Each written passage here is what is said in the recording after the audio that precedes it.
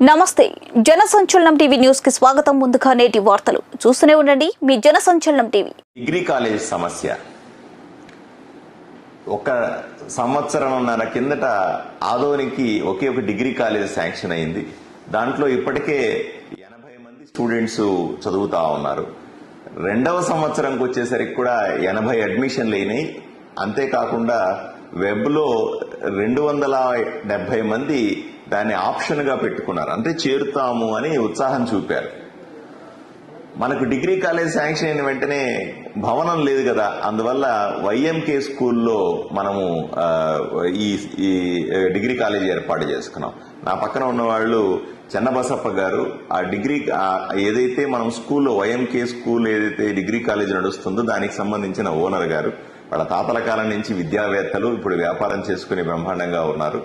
వీళ్లకు సంవత్సరంన్నరగా వీళ్లకు రెంట్ రాలేదు అని ఇబ్బంది పడతా ఉన్నారు.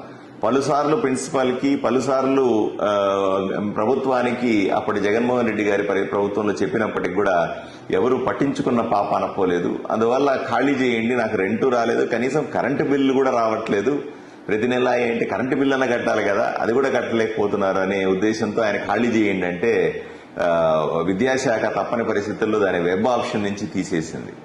ఊర్లో ఉన్న ప్రజా సంఘాలన్నీ కూడా, పెద్దలందరూ కూడా, లేదా విద్యార్థులందరూ కూడా, తల్లిదండ్రులందరూ కూడా నన్ను వచ్చి రిక్వెస్ట్ చేశారు, డిగ్రీ కాలేజ్ మూసేస్తా ఉన్నారు, ఇప్పుడు ఇబ్బంది పడతాము, మన బిడ్డల్ని ఎక్కడ చదువుకోవాలా అనే ఇబ్బంది చెప్పారు.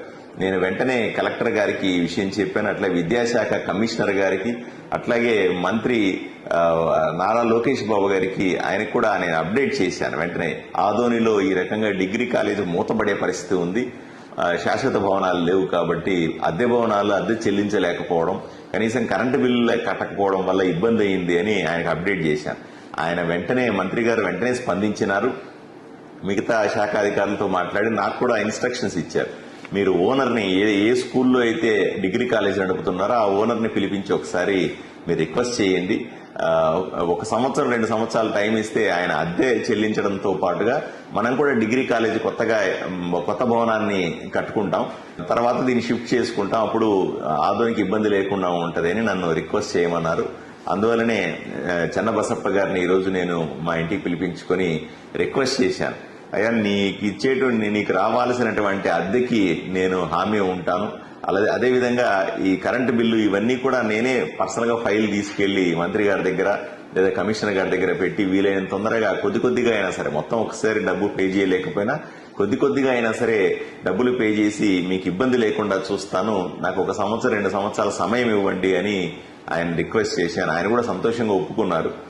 ఎందుకంటే చిన్న బిడ్డలకు సంబంధించిన అంశం కదండి, తప్పనిసరిగా నేను కూడా సహకరిస్తాను, ఊరి అభివృద్ధిలో నేను కూడా పాలు పంచుకుంటానని చెప్పారు. వారికి కూడా నేను మీ అందరి తరఫున ధన్యవాదాలు తెలుపుకుంటా ఉన్నాను. ఆదోని ప్రజలకి ఆ మాత్రం కన్సిడరేషన్ అంటే, ఆదోనిలో ఎంతో గొప్ప పేరు, తాతల కాలం నుంచి స్కూల్ నడుపుతున్న వాళ్ళు, 1-3 స్కూల్ నడిపి ఎయిడెడ్ స్కూల్ గతంలో బ్రహ్మాండంగా 2000 స్ట్రెంత్ నడుపుతున్న స్కూళ్లు జగన్మోహన్ రెడ్డి గారి తిక్క పాలన, అంటే ఎయిడెడ్ స్కూల్ మూసేయాలా, ఎయిడెడ్ ఇవ్వకూడదు, టీచర్లను ఇవ్వలేము అనే ఉద్దేశంతో ఆ స్కూళ్ళన్నీ మూతపడినాయి. సో ఆ ఎయిడెడ్ స్కూళ్ళన్నీ ఉంటే ఎంతమందికి విద్యాభ్యాసం జరిగేదో ఒకసారి ఆలోచన చేసుకోవాలి. కాబట్టి ఆయన కూడా సంతోషంగా దీంట్లో పాలు పంచుకోవడానికి సిద్ధంగా ఉన్నారు. తప్పనిసరిగా ఇప్పుడు వెంటనే ఈ విషయాన్ని నేను మంత్రి గారికి, నారా లోకేష్ గారికి, అలాగే మిగతా వాళ్ళకు కూడా, కమిషనర్ గారికి, కలెక్టర్ గారు ఇంటిమేట్ చేస్తాను. వెంటనే వెబ్ ఆప్షన్ లో మళ్లీ డిగ్రీ కాలేజ్ వచ్చేలాగా చేసి అదే ప్రెమిసెస్ లో ఈ 2వ సంవత్సరం కూడా డిగ్రీ కాలేజ్ అక్కడే నడపడానికి పూర్తి స్థాయి ప్రయత్నం వెంటనే చేస్తామని తెలియజేసుకుంటాం. ఎప్పటికప్పుడు తాజా సమాచారం కోసం మా ఛానల్ ను సబ్స్క్రైబ్ చేయండి, లైక్ చేయండి, షేర్ చేయండి.